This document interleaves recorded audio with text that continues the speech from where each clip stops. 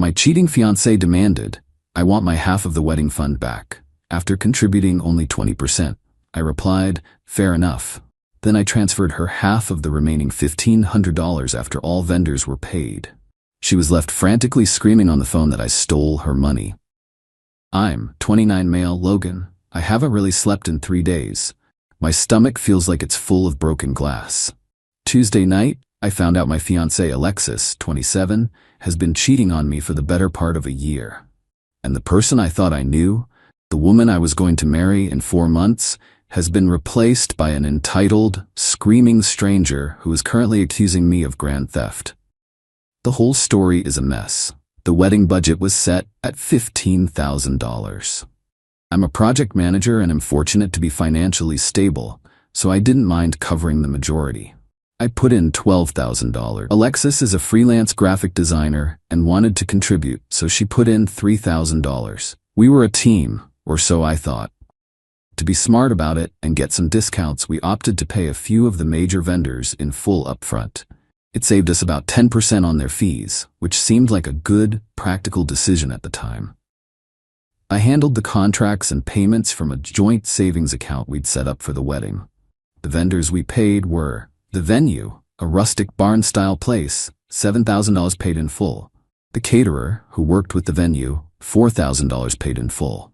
The photographer, a $1,500 retainer on his $2,000 fee. A wedding coordinator, who bundled smaller things like the DJ and some rentals, a $1,000 deposit on her $2,000 fee. Total paid out from the wedding account, $13,500. All contracts clearly stated these payments were non-refundable. Remaining in the account, $1,500. For the past few months, Alexis was distant. I chalked it up to the stress of wedding planning. The late nights she spent on deadline with a new client, the way she'd angle her phone away from me. I had that sick feeling in my gut, but I actively chose to ignore it. I loved her. I trusted her. Tuesday night, that trust shattered. She fell asleep on the couch, and a text lit up her phone. It was from Randy. The preview was enough to make me feel like I was going to be sick. Still wish I was the one putting a ring on it. My heart started hammering against my ribs. My hands were shaking. I shouldn't have, but I opened the phone. It was all there. A whole secret life. Months and months of it. Not a drunken mistake, but a calculated, ongoing affair. The hotel receipts in her email, the work trips that were actually weekends with him. I didn't explode. I couldn't. It was like my body went into shock. I walked to the bathroom and threw up. I just knelt on the cold tile for what felt like hours, trying to breathe. There was no anger yet, just this profound, crushing weight of betrayal. The woman I loved was a fiction I had written in my own head. Sometime around 3 a.m., a different feeling started to creep in. A cold, quiet clarity. She had made a series of calculated choices for her own benefit, with no regard for me. An emotional outburst would just give her drama to feed on. I decided to respond with the same level of calculation. I went to our home office, opened my laptop, and looked at the numbers, the contracts, the bank account, and I saw the path forward. The next morning, the confrontation was quiet. I didn't yell. I just put her phone on the kitchen island between us as she was making coffee. Her cheerful good morning died on her lips. Her face went pale. The usual excuses started to bubble up. "It's not what you think. We were just talking. You violated my privacy." I cut her off. "Alexis, it's over. I saw everything. The texts, the emails, the hotel bookings. I want you to pack your things. I want you out of my house." The fake tears of remorse lasted about 30 seconds before they turned into tears of fury. The switch was terrifying. "You can't do this. We have a wedding. We have a life together." "No," I said, my voice flat. "We don't. I'm canceling the wedding today."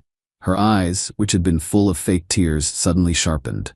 They narrowed, and a look of pure transactional greed crossed her face. It was a look I'd never seen before, and it chilled me to the bone.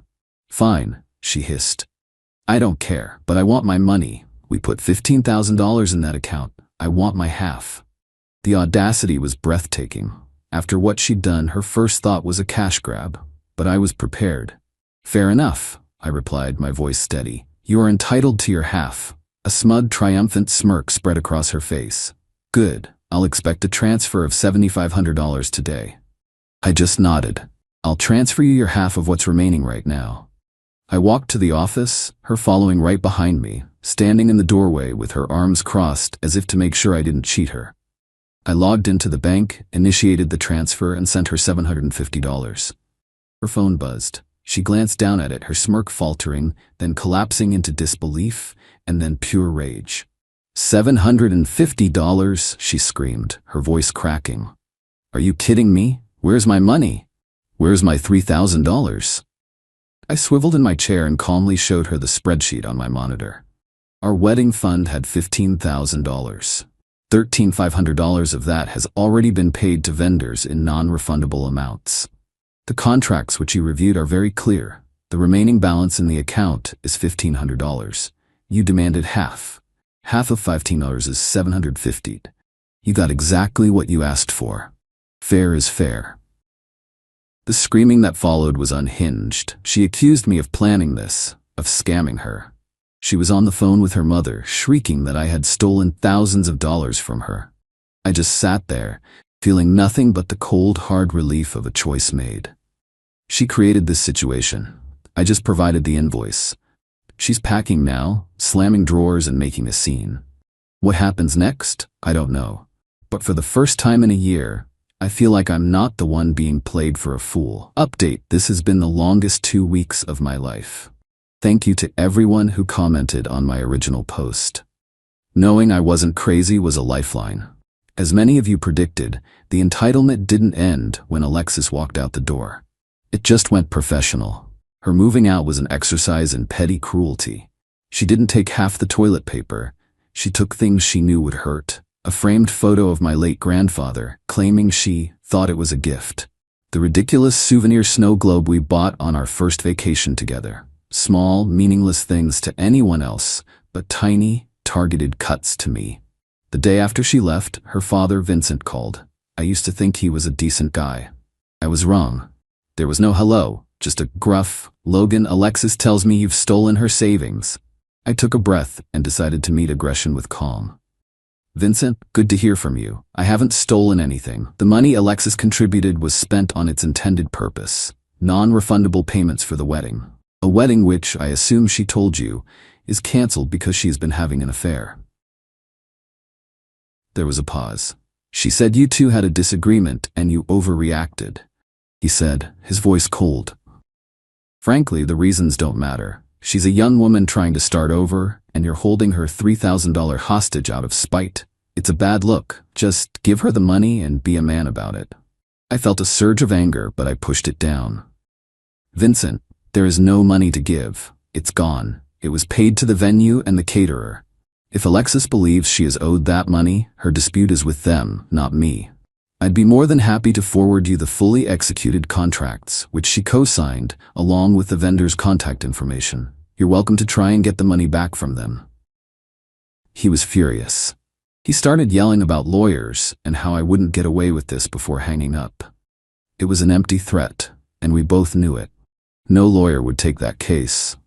The revenge here wasn't some grand gesture. It was the quiet, infuriating brick wall of contractual reality. They wanted to fight, but they had no one to swing at but themselves. Next came the social media campaign. It was more insidious than a public post. Alexis put up a generic, sad-faced selfie with a caption about new beginnings and learning to put myself first. Theatrically tragic. But in the DMs and private friend groups, the story was that I was a financially abusive, controlling partner, and that our breakup was because I couldn't handle her becoming her own woman. The $3,000 story was her proof, how I'd stolen her nest egg to leave her with nothing. Some mutual friends bought it. I lost a few of them. It hurt, but it also showed me who my real friends were, the ones who actually called me and asked, "Dude, what is really going on?" To them, I explained the situation calmly and factually. I didn't show them the texts. I didn't need to. I just laid out the facts. A few days ago, I got an email from Alexis. The entitlement had morphed. It wasn't an invoice for emotional labor. It was more grounded and somehow more infuriating.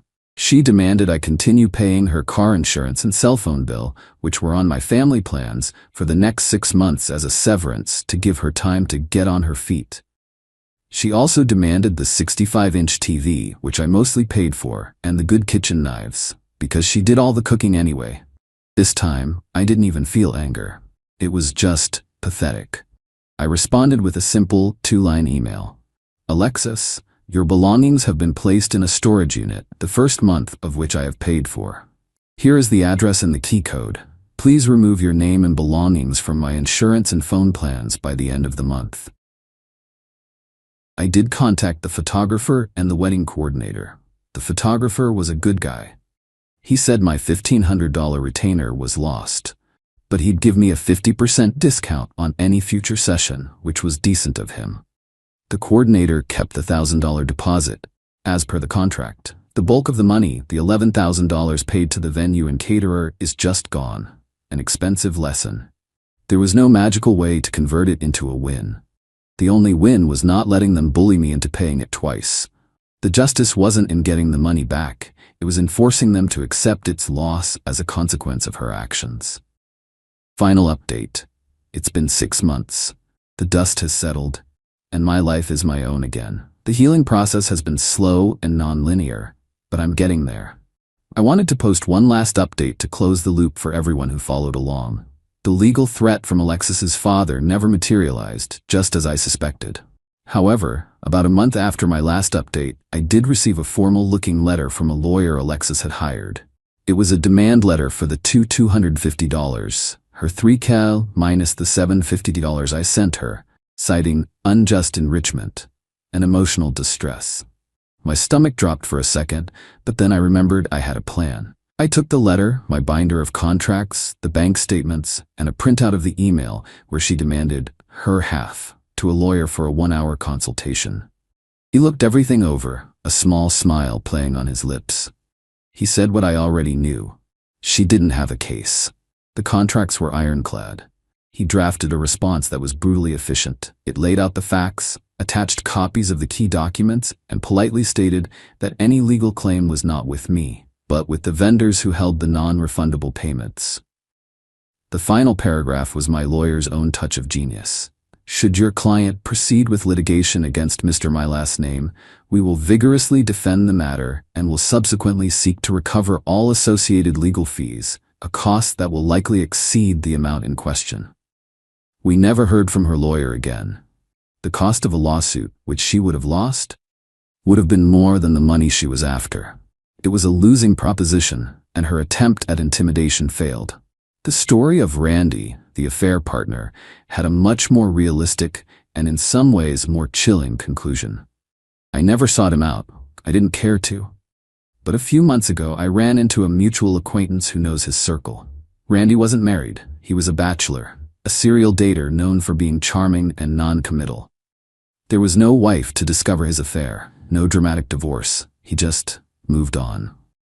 Alexis blew up her 5-year relationship, her home, her engagement, for a guy who likely forgot her name a month after she became single.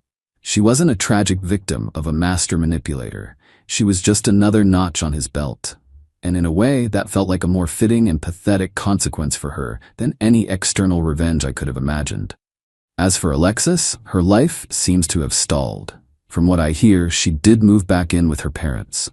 Her freelance business took a hit. Turns out the "I'm a victim" narrative doesn't pay the bills, and many of her professional contacts were also our mutual friends who now know the full story. Her attempts to paint me as a villain backfired, leaving her isolated. Her parents are apparently still furious, but their anger has nowhere to go.